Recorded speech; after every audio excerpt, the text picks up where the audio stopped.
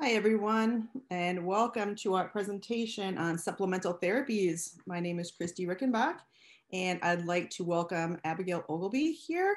Abigail has a bachelor's in public health science and a doctorate in physical therapy. She specializes in pediatrics and aquatic therapy living in Alaska for 8 years. She has challenged her to creatively use resources available to her and utilize them for clients and family. She has 3 children. Their youngest, Elsa, born with Prader-Willi syndrome, together with her husband, who's also a physical therapist, enjoy hiking, skiing, creating things from scratch, and watching their kids learn new things. With that, welcome, Abby, and thank you so much for being with us today. Hi, thank you, Christy. I appreciate that. I'm going to share my presentation here. So I'm going to be presenting on supplemental therapies. And like she said, I'm a physical therapist working with mostly the pediatric population. I started in orthopedics and quickly moved into pediatrics. And I just finished up a National Lend Fellowship on leadership and education in neurodevelopmental disabilities, which really helped give me a broader education on developmental disabilities. So I'm happy to share this presentation with you all, discussing some alternative therapies that families can have access to.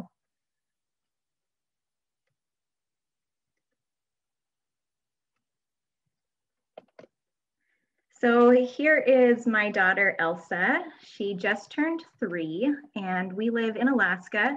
And when she was born, we lived in a quite rural part of Alaska. You could only travel by plane or by boat to get to our town. And so that led to a lot of challenges, as you can imagine. We didn't have specialty providers available, and so most of our therapy was not available in our city as well. So we chose to fly out once or twice a month for about a year to receive therapy, and then also to check in with all of her providers. We recently moved to a little bit more populated area where we just need to drive an hour or so to get to her therapies. But in that meantime, we really had to be creative on how we were going to introduce her to her surroundings and really incorporate all of her therapies in everyday life. So I feel like we have some background, my family and I, on alternative ways to get the job done. So when we think of therapy, we think of our traditional medical model of care, which is physical therapy, occupational therapy, and speech therapy. And those really are our core group of therapies that most of our children will be receiving, but there are some other ones that can be really useful. Or if you don't have access to some of these therapists, you can get involved in your community and really try to incorporate some of these therapy tools in your everyday life. So we're just looking at some of those ways that we can do that for our kids. So here's a short list on some of the therapies that are out there that are alternatives to our standard 3. And I'm going to touch on most of these during this presentation, but there are some other ones here that you are free to look back upon and maybe look up on your own if you think that's something that your child needs. But we'll be covering vision, vestibular, music, aquatic hippotherapy, a little chiropractic and massage. And then there's also something that's specific for respiratory therapy. PTs or OTs are certified in this. Sometimes speech language pathologists can help with some respiratory therapy, working on the diaphragm and taking full breaths also to get full speech production. And then there's also educational therapy.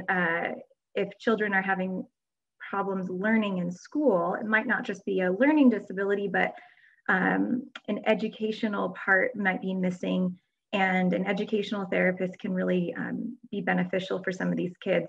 It's almost like they're teaching a child how to learn in school. So that can be a great resource in your community as well. So let's go ahead and dive into some of these therapies, and let's also talk about how we learn. So I love this quote here, and this is something I'm a big proponent about with our kids, is that our kids really need to be happy in therapy and they need to be fully engaged in the activity. If kids are not happy and they're not really into what's going on in the therapy session, there really is not a lot of learning going on. So I love the quote, children learn as they play. Most importantly, in play, children learn how to learn. And that's what we really need to focus on, is teaching our kids how to learn the skills that they need, but in a playful environment. Even as we get older into elementary, middle school age, we still need to have that playful atmosphere for our kids to learn. So whatever therapy you're doing or whatever therapist you choose to go with, you really want to make sure that therapist is engaged with your child, they understand your child, and they're willing to work with you and work with where the child is at. If there's not like a great chemistry between your therapist and the child, then it might be time to find a different therapist. But you really want to make that great connection with them, and hopefully your child has a great connection with that therapist as well. So when we think about therapy, we think about how a child learns. As an infant, and even as we are older, we engage the environment through our senses.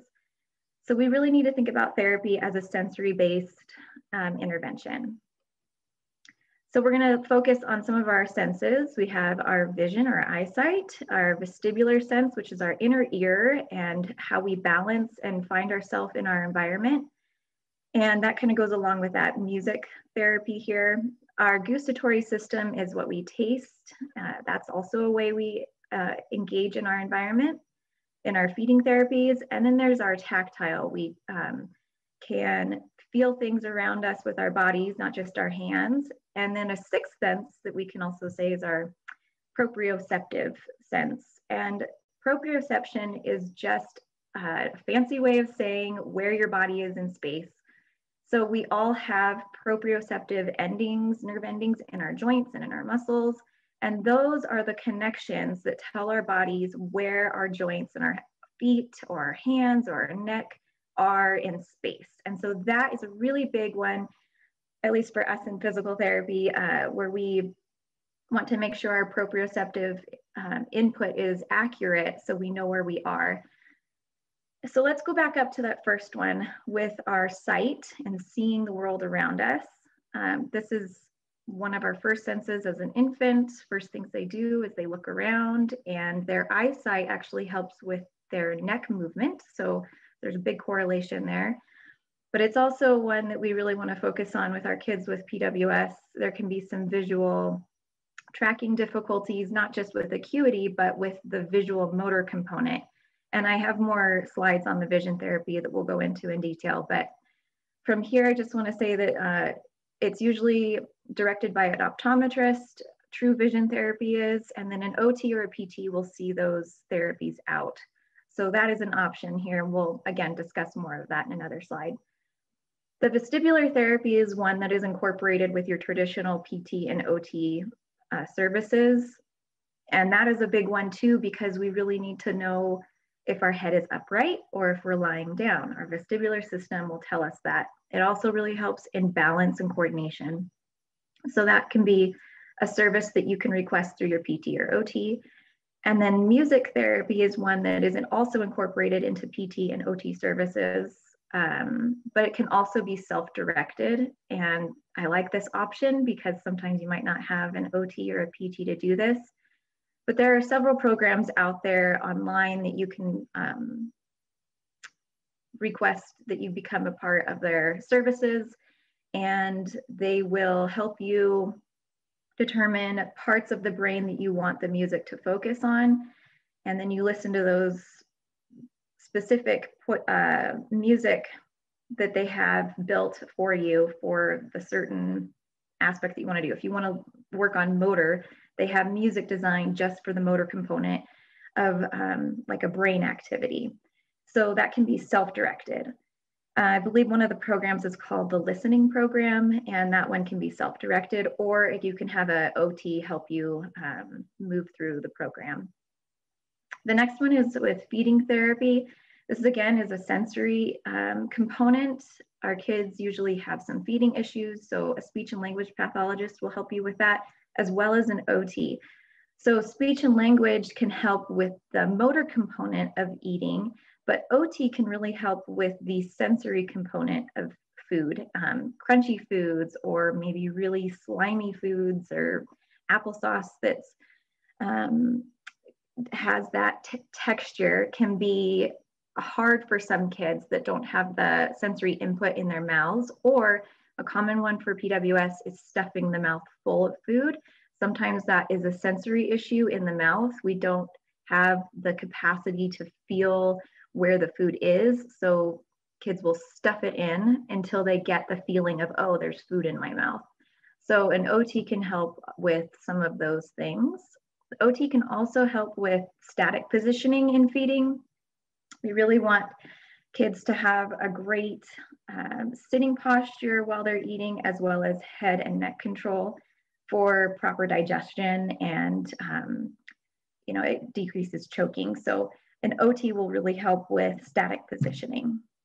And then the last is that tactile and proprioceptive therapy. And I put them together because it's really hard to dissociate those two. But OT, PT, and speech will work with this. There's even proprioception in the mouth, and that, again, that textural feel in the mouth. So speech will work on that, but PT and OT will help with this. Sometimes our kids with low tone have a hard time feeling where their bodies are in space. The proprioception is just lacking in recognition. So with low tone, we don't have that normal tension on the joints. So sometimes our kids will walk with heavy feet, or you might hear them down the hall in your house, thump, thump, thump. That's that proprioception. They're pushing more of their feet into the ground, heavier than normal, so that they understand where the ground is. So we really want to work on proprioceptive input and feeling the floor underneath them. And a lot of our kids also have SMOs or AFOs on their feet to help with ankle stability. And again, that's that we're not getting the feeling in their feet. So it's important to work with a therapist, or take the SMOs off sometimes and go stand on the grass and feel what the grass feels like on the feet. So there are lots of different ways you can incorporate this sensory input and proprioceptive input into play. And we'll discuss some of that as well. So let's go into some more of our supplemental therapies that you can find in your community, but also ask other therapists about that they might have access to. So the first one is aquatic therapy, and it's one I absolutely love for all ages of anyone. So I have some benefits and some precautions here. So let's look at the benefits first. It's a great sensory integration for the entire body. You get the water, you get the sound, you get the feel, the smell of the water, the pool. Everything is incorporated with aquatic therapy as far as our senses. But what's great about it is that we get some early and easy weight bearing through not just the feet, but also the hands. We can, in shallow water, do a lot of crawling or just arm support, and it offloads the entire lower body when we're just putting our hands in the pool. We also can get some great lung capacity and diaphragm strengthening from the water, and just breathing with the water, the density pushing against your body really helps strengthen the diaphragm. So aquatic therapy can be great for respiratory therapy. It also will increase your cardiovascular endurance. Playing in the pool, not just swimming, we can also just think about play in the pool is a great cardiovascular exercise.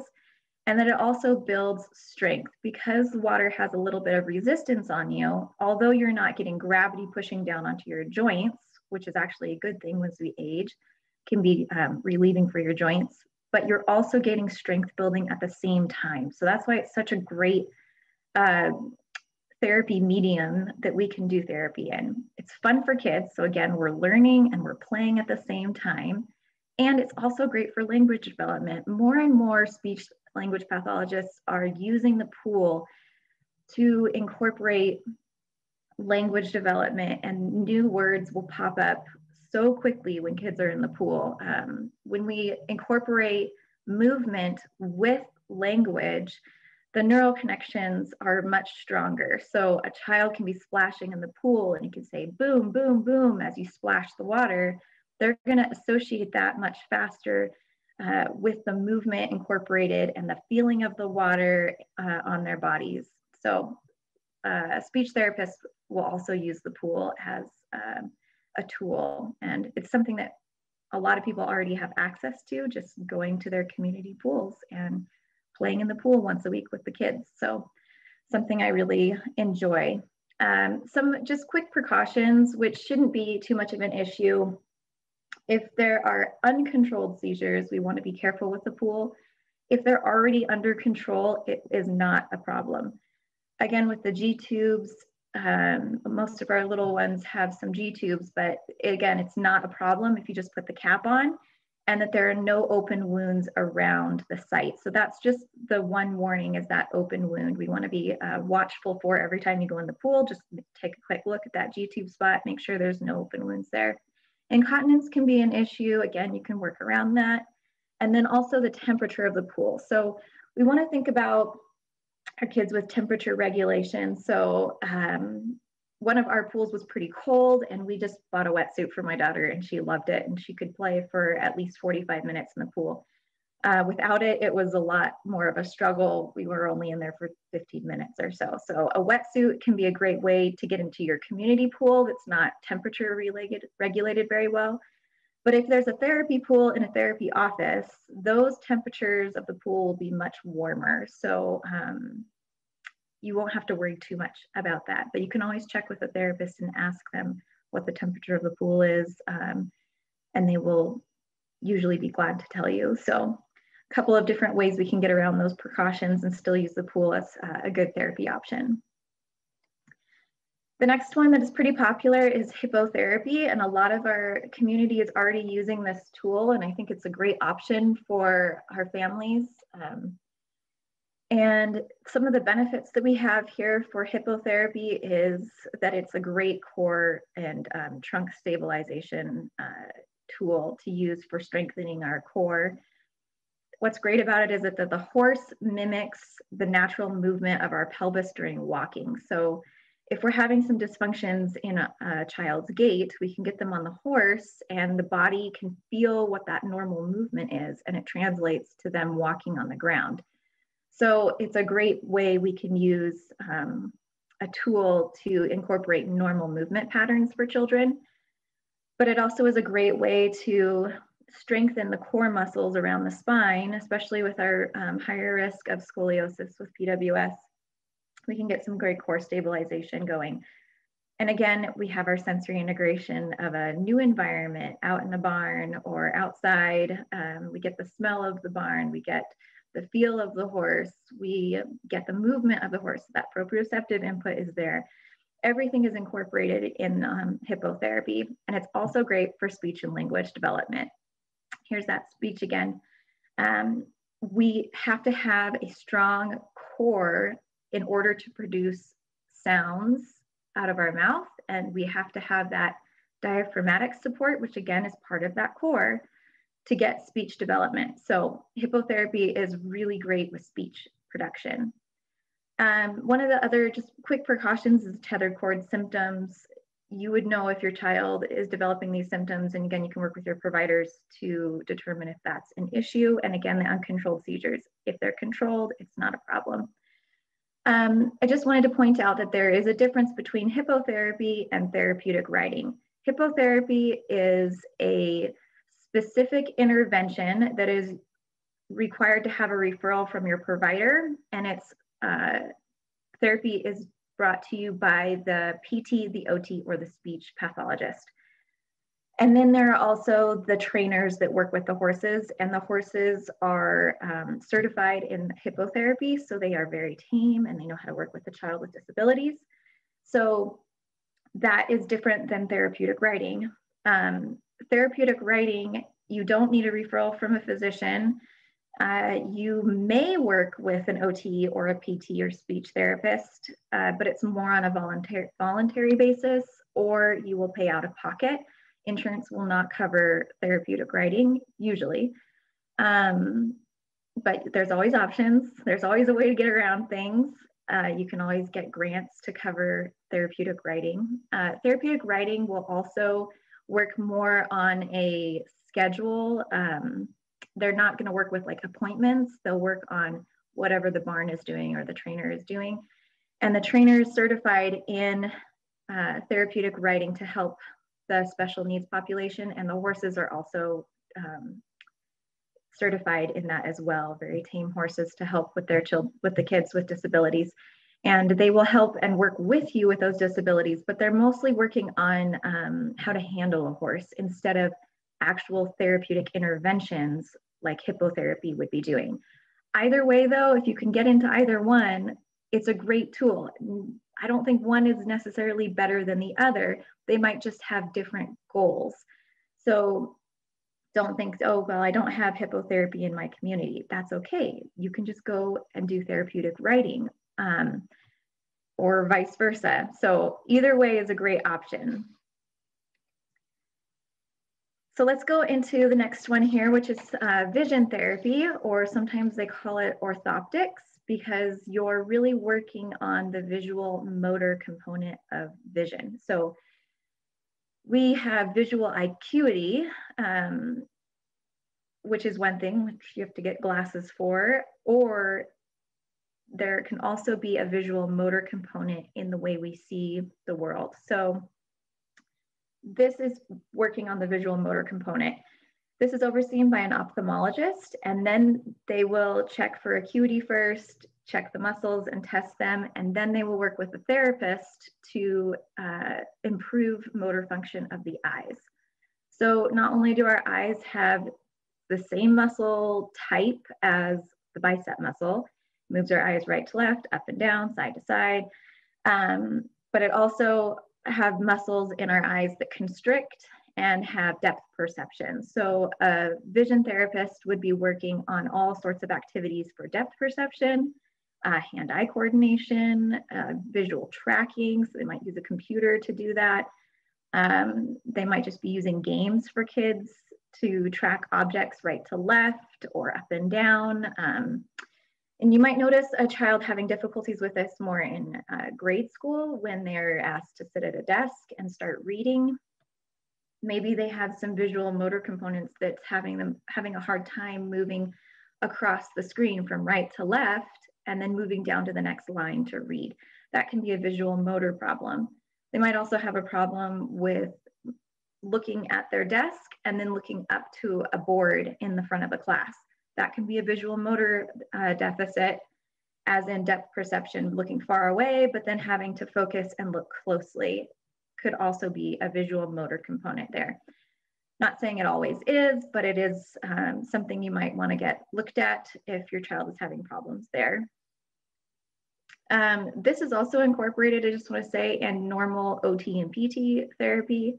Hand-eye coordination, a lot of OTs will work on this already, as well as physical therapists will work on this with foot movement or kicking a ball. That's also visual, a visual motor component in there as well. So they will incorporate some of these, but vision therapists are really trained and specialized in this area as well. So the next one I wanted to briefly touch on was chiropractic care. This might be a resource that you have in your community and can be useful for spinal alignment, and it's more of a manual type therapy combined with some exercises. Again, it has a nice sensory motor integration of the spine, and then also increases body awareness for a child, and helps to decrease some anxiety. Some chiropractic physicians will also be certified in pediatric chiropractic care, which I recommend going to if you're going to take an infant to a chiropractor. You might want to see if they're specialized in that, just because pediatric care is just a little different than adults. So that could be an option for you. And chiropractic care is usually pretty associated with massage therapy, which again has great body awareness improvements, decreasing anxiety, but then also just infant massage. We want to think about that source as well. And there are classes that parents can take on infant massage, even out in the community, or you can even ask about it before you leave the hospital. They have resources usually for infant massage. But that also helps with some feeding, helps with bonding, it helps with digestion for the infant. So there's a lot of benefits to massage and also into adulthood. So don't want to discount just those simple techniques that you can use too at home. So music and art therapy is another source that I think gets discounted a lot, or maybe just isn't widely known.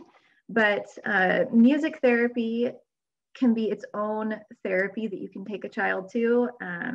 They will incorporate specific music that is designed for an area of the brain to focus on. So it could be executive functioning skills, it could be motor skills, it could be speech, it could be sleep. But they all are music specifically designed to target these areas in our brain. So it's more like brain therapy, you could say. But music therapy can really help with spontaneous nonverbal communication as well as work production, helps with attention and memory, and then also timing and coordination of motor movement. Therapists will use music in OT or PT to help children kick the ball at the right time, or catch the ball at the right time. Sometimes we use metronomes, sometimes we use different music to elicit emotions during therapy. So it can be a great tool to use. You can always you can look up online for music therapists, or we'll talk about some other options later on too in our presentation.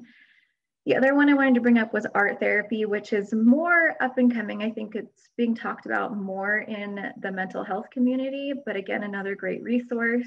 And we can think about using art to help people communicate more effectively, especially if they're having a hard time communicating emotions. Art can be a way to do that. It's also been shown to help decrease the negative symptoms of psychosis, and art therapy is becoming more mainstream, I think, in outpatient mental health services.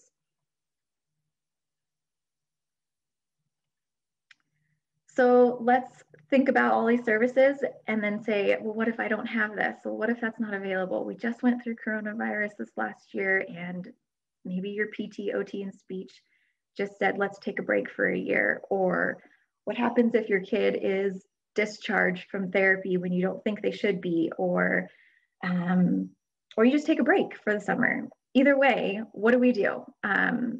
It's okay. We don't have to freak out. We don't have to be nervous, because there are always options.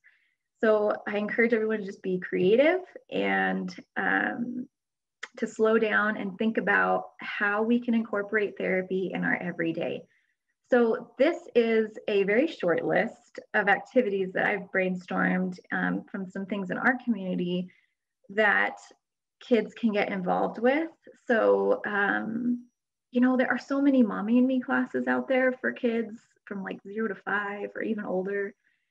Take your kids to those things, expose them to everything. Even if they can't be fully participatory, they're being exposed to this and they're taking it all in, even if it doesn't seem like it. We talked about those senses that we had at the beginning, and our kids are soaking up all of this information, even if they're not playing exactly like the other kids. So take them to all the classes. There's always library time where they can sit and have a book read to them, and they can flip through the pages and feel the books. There's gymnastics classes, like a toddler class that you can take them to, or get them involved with the actual class. And if you need to, ask the instructor to follow your child along so that you can help them through all the activities. There's also, we live in Alaska, so it's a cold state. There's a lot of turf time in our community. So the big gyms will open up their turfs, usually during the morning, and they'll have all kinds of balls out. They'll have tricycles out, little bounce houses that kids can go into. But again, this is just an option you can take your child to be exposed to, and they can just go have spontaneous play. And sometimes that spontaneous play is the best way our kids can learn, because they're doing it on their own. When those new neurological connections are being made spontaneously, they stick a little bit better. So turf time is an option. Art classes, you can take them to karate. And then ice skating is another great one, great for balance. They have PVC piped walkers that kids can use at any age when they're learning to ice skate. And it's a great tool that the kids can just hold on to and learn to balance. It's great for ankle strength and stability. And just take a lap around with your kid.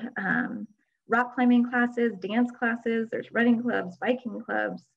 And then the other two that I really wanted to point out were Kinder Music. So Kinder Music is a program where it incorporates music with movement, with learning about, I don't know, sometimes they do a specific animal, and then they incorporate some sign language in with the music as well. So we have all of our senses involved with Kinder Music. And there's a teacher that goes through and teaches the kids all of these things, and they repeat them week to week. And parents, again, are involved in that. But what a great opportunity to incorporate music and movement and sign language all together. You can sign up for these online, and I think right now they're doing a lot of these virtually. So you can do them in your home and someone walks you through all of that process. You can think of that as your own speech, PT, and OT therapy right there in Kinder Music, if you don't have access to your typical therapies. The other one is the toddler time at your early intervention center. Not all early intervention centers do this, but a lot of them are really moving to this type of toddler time once a week. And usually a therapist will be in attendance. And this is such a great opportunity, not only to meet other families with children with needs, but a time that's not documented time in therapy with a therapist, where you can just ask questions. You can have the therapist observe your child in just new play that's not directed play. And this can be a great opportunity to just form a better connection with your therapist, better learning, but also to have the therapist observe your own child in a different environment. So I would encourage you to look into your early intervention centers and see if they have one of these. And then of course we have the Special Olympic groups.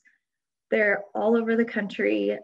Each state has their own group, and then sometimes they're divided into your own city and own counties. So you would want to look on this website to get involved with Special Olympics, but I highly recommend that as well.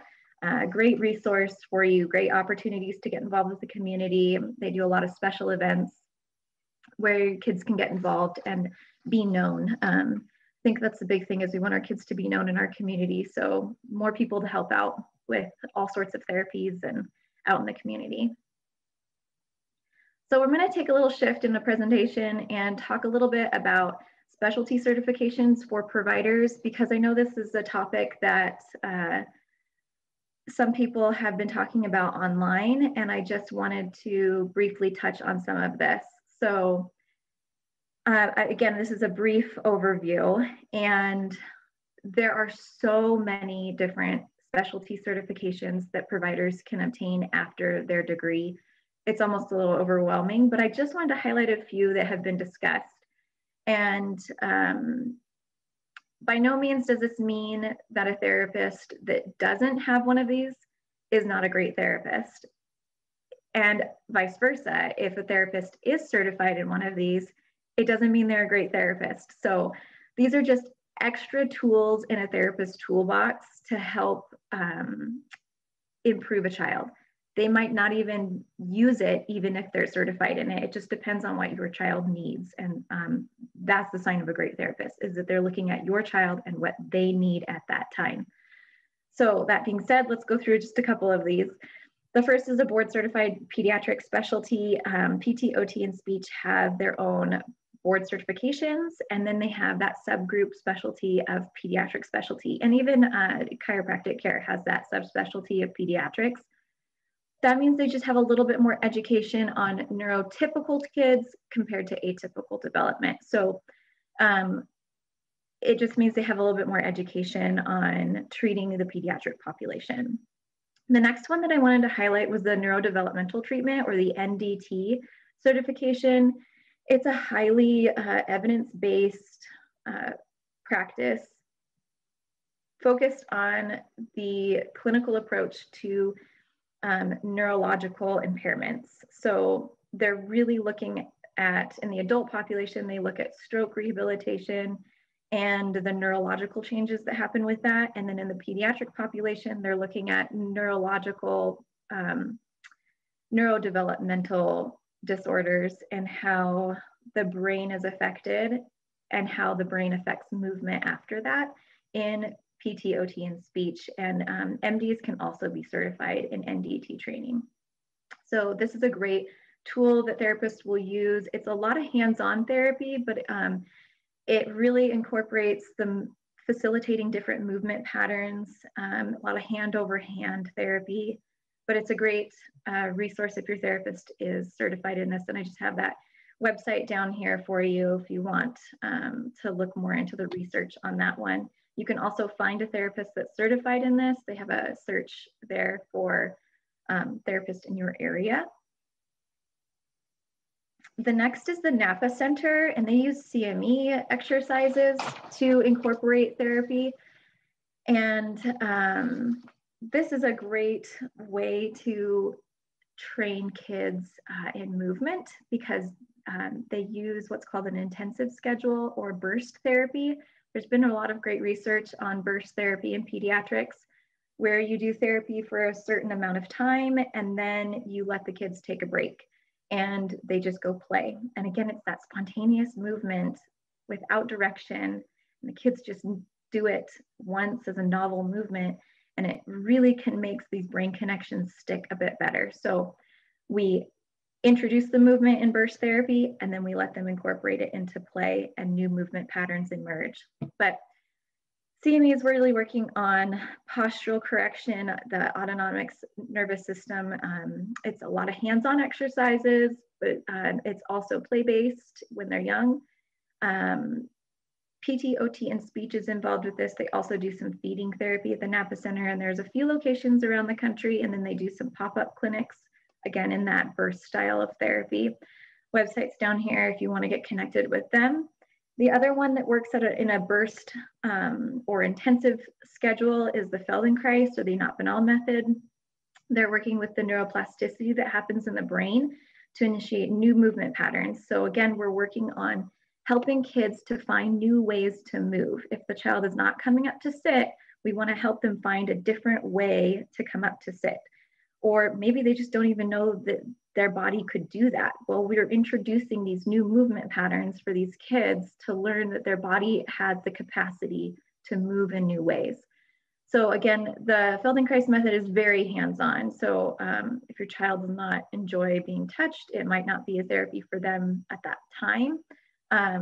We used this style of therapy for a long time, and we're going to take a break from it because my child does not enjoy other people touching her, and that's fine. So PTs and OTs can be certified in this, and I highly recommend a PT or an OT being certified in this one because insurance will not cover it if it's not performed by a PT or an OT. So you're going to be paying a lot of out-of-pocket for this type of therapy if not.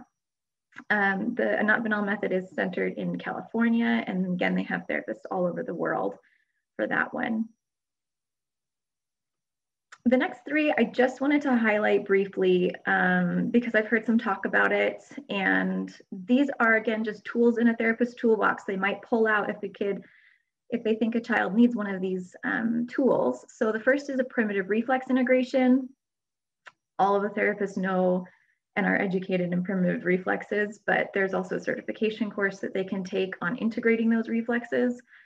So we're all born with primitive reflexes, and they help in development, in neurotypical development. So one of those reflexes help a child come out of the birth canal appropriately.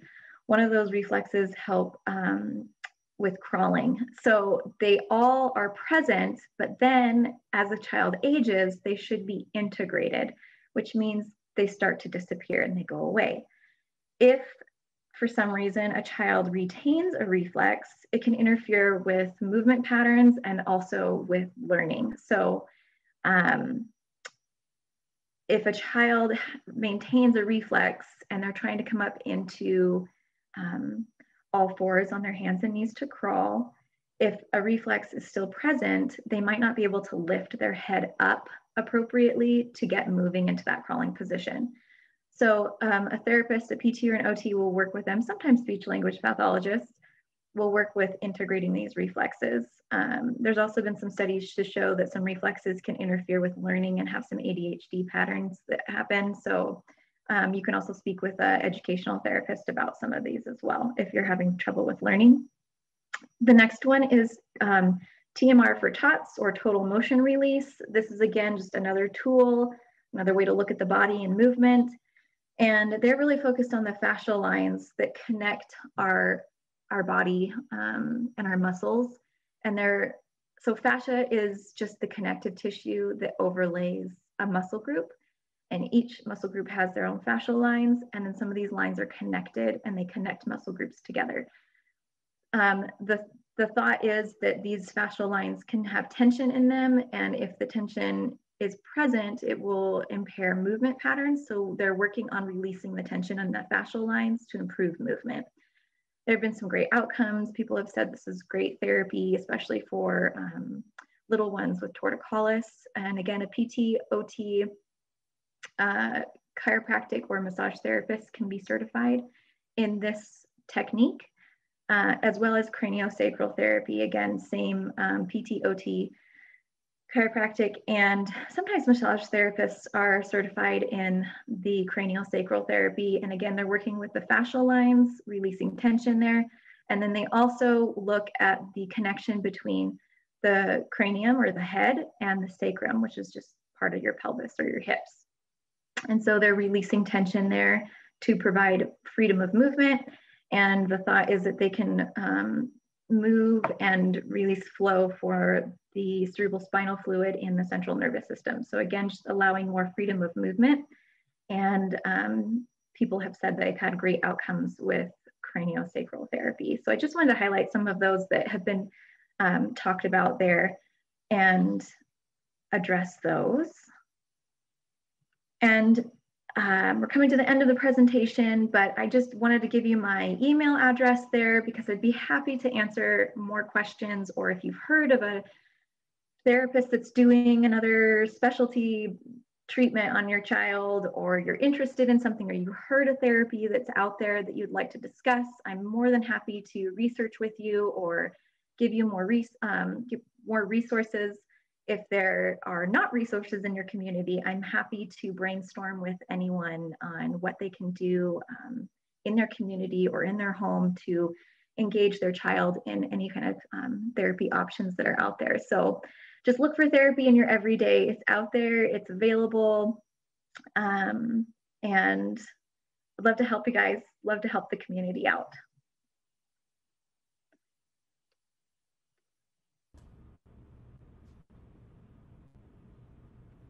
Thanks so much, Abby.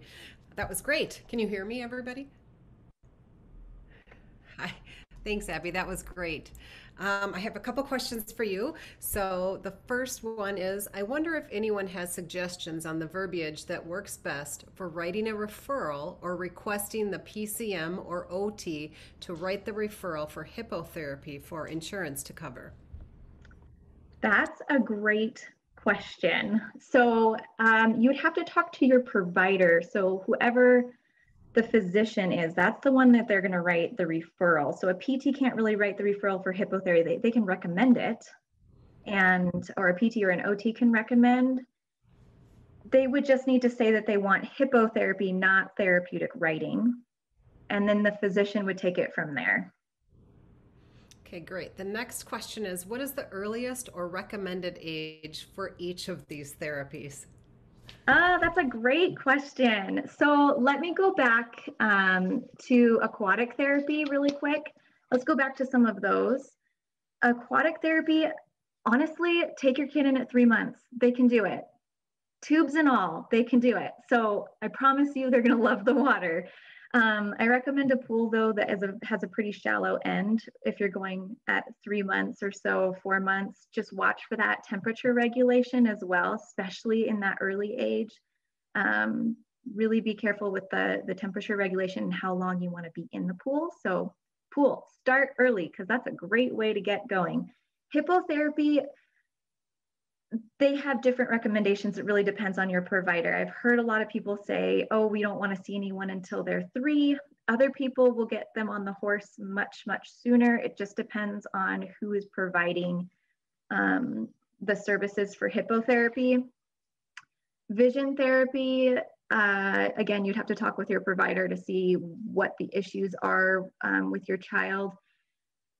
Even after surgery for strabismus or another eye condition, you can correct it with surgery, but then after that, I would ask to see if you can get into vision therapy, because even if the muscles are released or tightened, you need to still work those muscles. So just like a biceps, you can have surgery on the bicep, but you also need to work that muscle in its new form. So vision therapy, probably after surgery, or talk with your provider to see if that's an option. You can always just get them looked at by an ophthalmologist and ask if it's available. So again, it just depends. I think that's my answer for that one. Chiropractic, again, it depends. Music and art therapy, I would say a little bit older, but music therapy, you can start at any time. They can be infants. You can do the self-directed as an infant or work with your OT or PT. Great question. What is the earliest or recommended age for each of these therapies? Yeah, I think I just addressed some of those. So, and it's very specific, right? So not every kid needs every one of these. Work with your providers, ask lots of questions. Your providers are there to help you and would love to answer those questions for you. Great. And I have a question too about, you mentioned music therapy, unlocking certain, like different types of music unlocking. Can you speak a little bit more about that? Like if I'm trying to get my infant to crawl, is there something I can do without being a music therapist? Yeah, that's a good question. So when we're talking about different types of music, the music therapy, they've designed music to elicit neurological patterns in our brain. So it's not just any music. It's not like put on country music and they're going to start line dancing. It's very specific music that they've designed to target the neurological patterns in our brain. So you'd have to go into those programs. Like I said, the listening program is a great self-directed one, and then you can highlight each part that you would want to do. And it's only about 15 minutes of music a day. But you can highlight motor as your top function. So I would go into those programs and look more into that because it's specific music they've designed to do that. Do you think that these therapies, and we're talking typically are mainly about children, can translate into adults as well?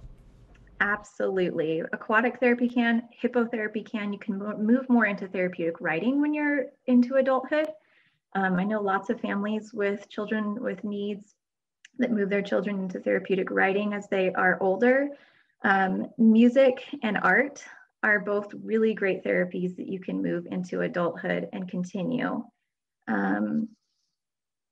Yes, absolutely. And the same with vision therapy. I actually think vision therapy is more helpful as a child ages into adulthood.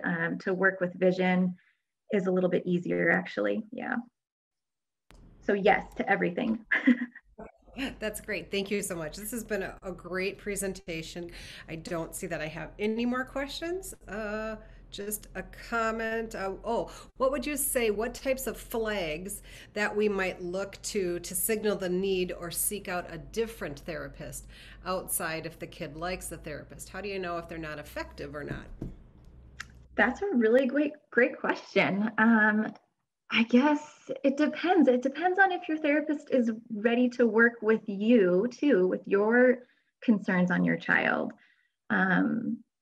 If you're continually bringing up an issue that you see in your child and it's not being addressed in therapy, that might be time to say, hey, why aren't we looking at this? They might have a reason. So I would listen to that reason. Another one is if your child is not learning or is not happy during therapy. I've heard of kids that are just crying every time they come out of therapy. Maybe that's not a great fit. Maybe your child doesn't like that therapist. That's okay. There are more therapists out there. You don't have to stick with one therapist all the time. So And the other part too is if a therapist is stuck, sometimes we kind of go, I don't know what else to do with this kid. You know, it's like, it's okay to pass on to another therapist and say, let's go to someone else with some fresh ideas. That's okay too. So sometimes you kind of just get in a rut. That could be a sign, but definitely discuss it with your therapist. I wouldn't think that you're offending them at all, because there's always a better option out there. So yeah, just talk with them freely. One question or comment, and maybe you can't answer this one, is a lot of times, oh my God, sorry.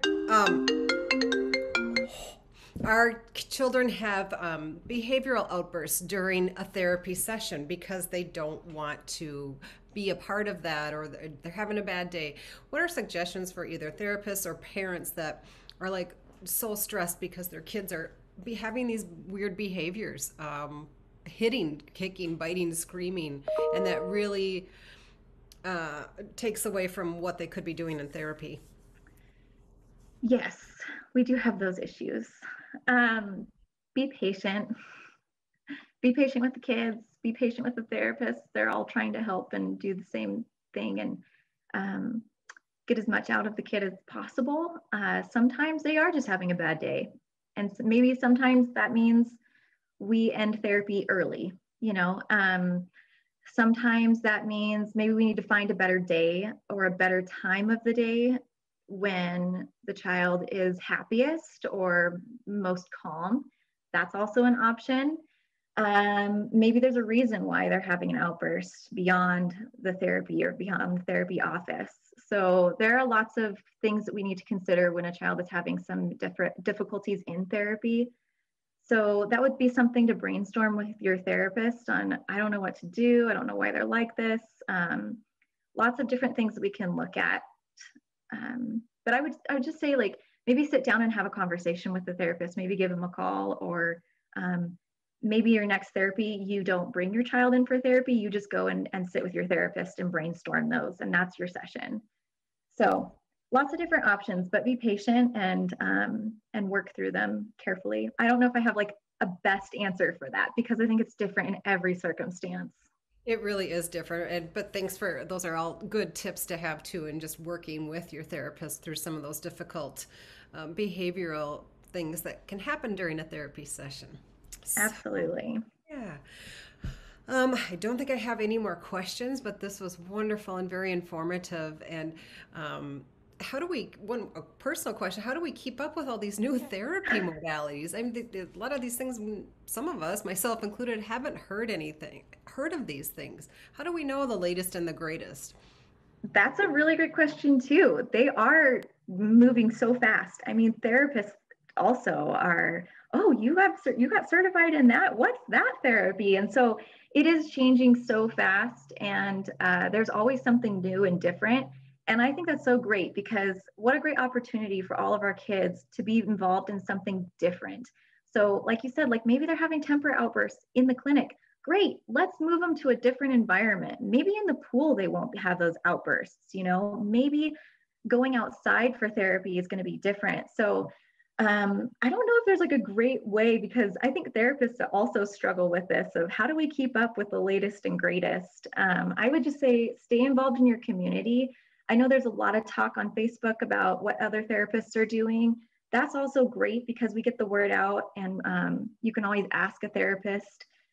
Therapists also, if they're board certified in something, they are going to be really connected with their community, and they get the latest and greatest right away too. So that's why I said kind of look out for those board certified specialties, because they're usually highly connected with their field. Okay, great. One more question here. Does it matter if kids learn to crawl? What if they just go straight to walking? Are they missing anything? This is the great debate in therapy. Some people think it's really, really important to work on those patterns in the order that they're supposed to be worked on. Others say that's okay, we can get around it. I don't know if I'm camped out on either one. I do know that there are some really great benefits to crawling though. It's really great coordination, from opposite hand to foot coordination, crossing midline. Visual tracking is really great in crawling. And then it's also really important for our hands to have that input on the ground because it develops the muscles of the hands when we're crawling and when kids learn to crawl. So there are really great benefits to crawling. If your child never learned to crawl or they just kind of moved right on to pulling to stand and now they're walking, there are still ways that we can incorporate all of those great benefits of crawling after. So we can make them crawl through tunnels. We can make them climb up a vertical ladder where they have to pull and use their hands. There are other ways that a therapist can get a child to do all of these things to incorporate cross-body activation and visual tracking too. So not the end of the world, but definitely something we want to kind of go back on and address some of those benefits in a different way. Great, thank you. All right, I think that brings us right to about our close of session. Thank you so much once again for all the great information. And everyone, thank you for joining us.